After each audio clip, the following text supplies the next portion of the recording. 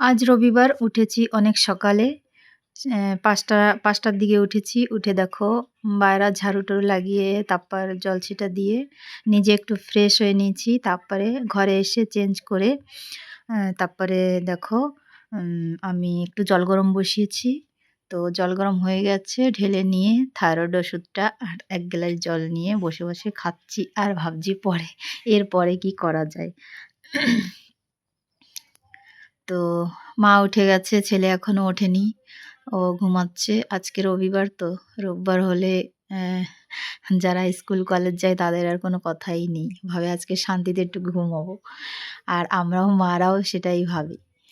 তো দেখো সকালে জলখাবার রেডি করছি। এই যে চকুলি, চকুলি হচ্ছে। দেখো কত সুন্দর জালিদার হয়েছে। দেখো,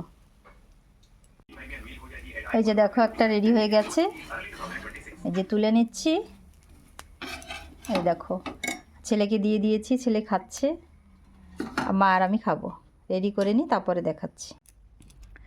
তো দেখো ছেলের খাওয়া হয়ে গেছে। এই যে আর মাকে দিয়ে দিয়েছি। এই যে দেখো চাটনি আর চকুলি।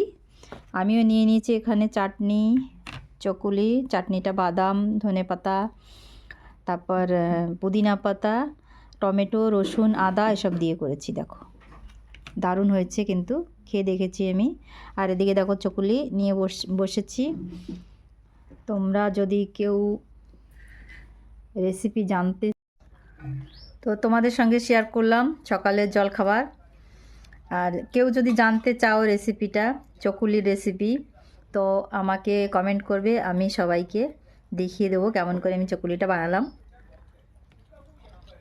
আর সাথে এত টেস্টি টেস্টি চাটনি, দারুণ হয়েছে। তোমাদের কেমন, মানে আমার সকালের টিফিন তোমাদের কেমন লাগলো তোমাদের কমেন্টে জানাবে। আর রেসিপি জানতে চাইলেও জানাবে।